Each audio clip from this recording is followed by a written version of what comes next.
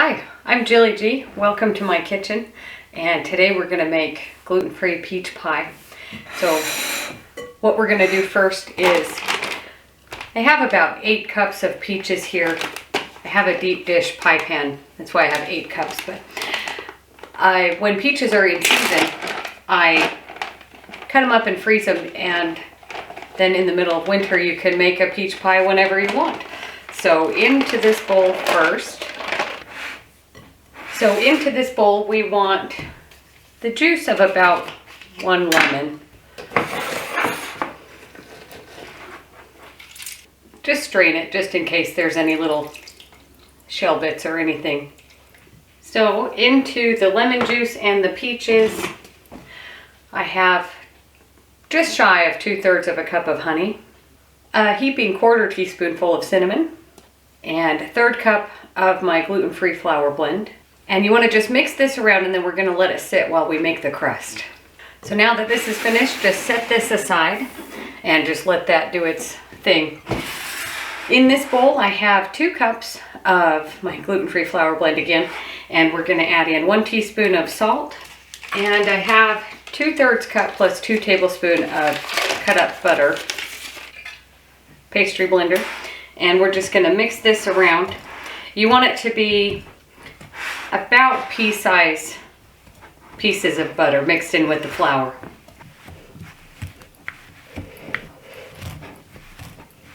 I always keep a butter knife handy to get the pieces of butter unstuck a little bit.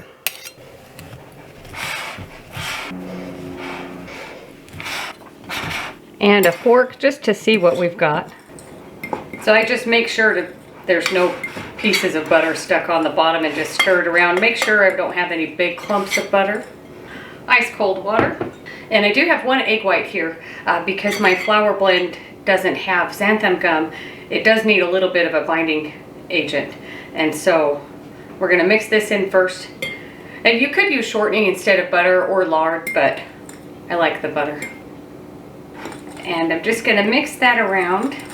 And then we're going to start adding in the water. Usually it's about 4 to 5 tablespoons of water, but I just get about a cup, and the weather really does make a difference in it. So it just depends on what your weather's doing, how hot your kitchen is, of how much water you'll actually need. So I'm going to start adding the water. And what we're looking for is for it to start sticking together to form a dough. And we are going to roll this out and knead it a little bit, so it's okay if it's a little crumbly in the beginning. But I just stir it around and make sure there's no dry pockets somewhere in the bottom.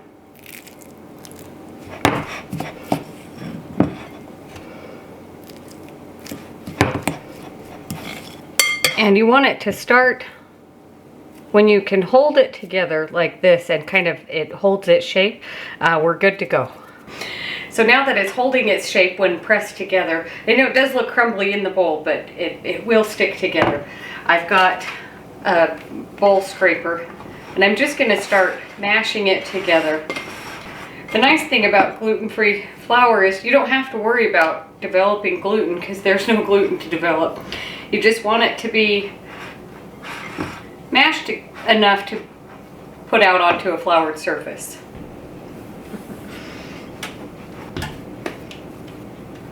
So that's looking really good. I do have my oven preheated to 425, and so I'm just going to set this aside for a minute and get some parchment paper to start rolling that out.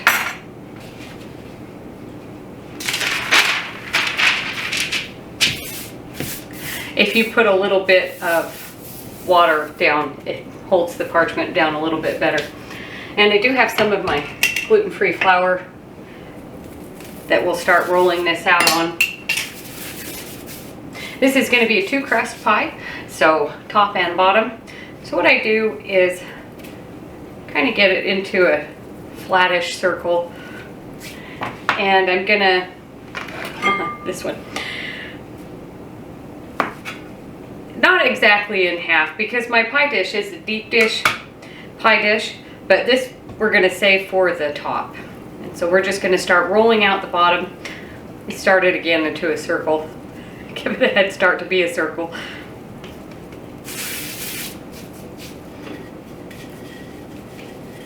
And I just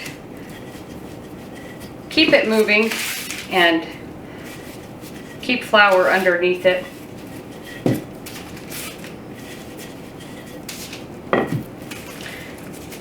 If it crumbles apart, that's all right. I even like to flip it over.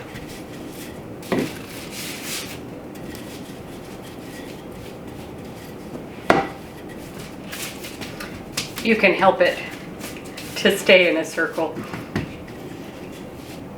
And if you need to, just lift it up a little bit and put some extra flour underneath it.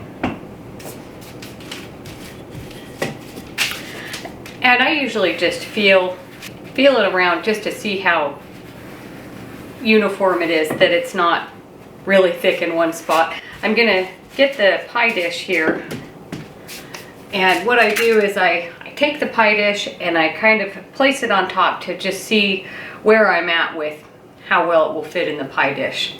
And it looks like we need to go just a little bit bigger.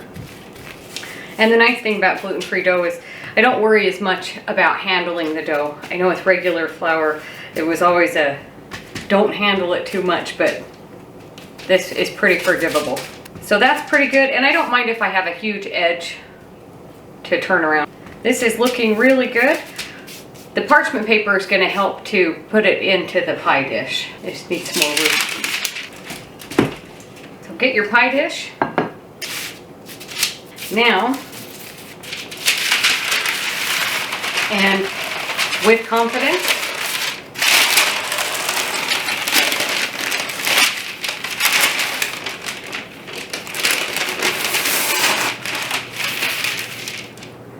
just tablecloth trick it in there. And if it didn't get centered, that's all right.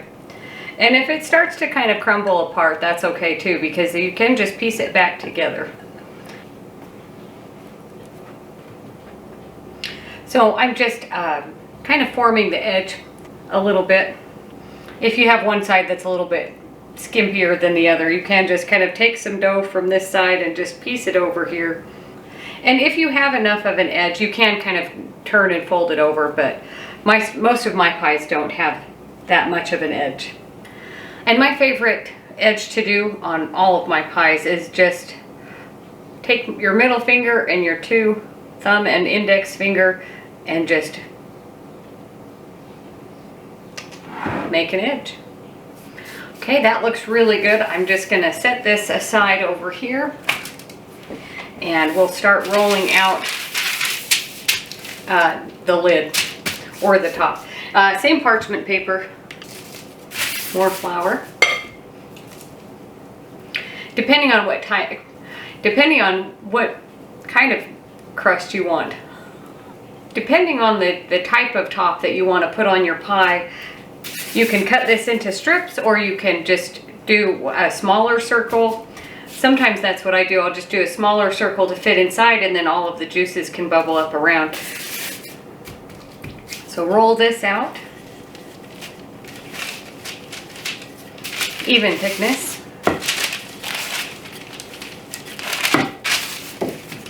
If you notice that your parchment paper is sliding around a lot, just pull a little bit over the edge of the counter and lean against it, and that holds it in place.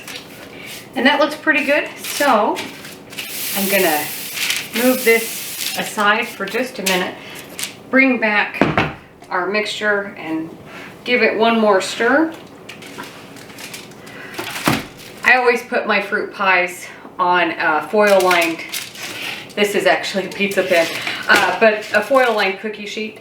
If they bubble over, it will make the biggest mess in your oven. So I always do that, even if the filling doesn't reach the top. So now just pour this in.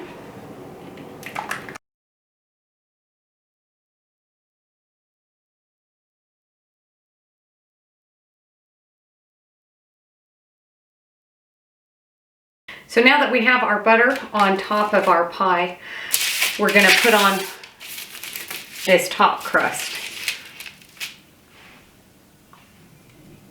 And as I mentioned, it's not going all the way to the edge, which is fine. That's how I wanted it to be. And Just take a knife and cut some vent holes.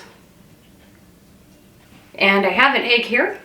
I'm just gonna mix up, give this an egg wash. And just brush the pastry. Get the edges. Okay, that looks good. Next up is some foil. You don't want the edges to burn before everything is baked through. So I'm gonna get some foil. And I just have some strips of foil here that I'm gonna curve around the pan.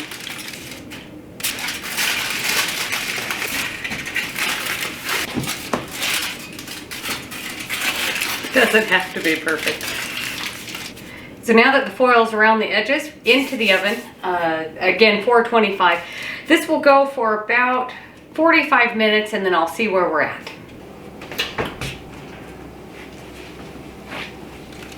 So my pie was in the oven for about 45 minutes. About halfway through the baking, I flipped it around to get more even baking with my oven. And about the last 10 or so minutes of the bake time, I took off the foil, and it puffs up quite a bit. And as it cools, it will sink down a little bit. So once this cools off and is cool enough to hold a slice, I'll show you what it looks like on the inside. So my pie's been out of the oven for about an hour. It's still just barely warm. Let's cut into it.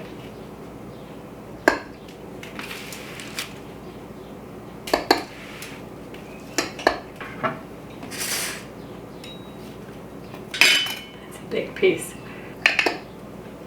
It will set up better in the fridge.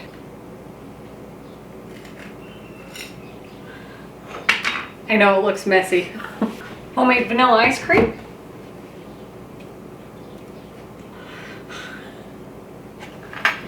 And let's take a bite. Thanks for watching. Don't forget to like and subscribe. If you have any questions or comments, let me know, and we'll see you on the next one.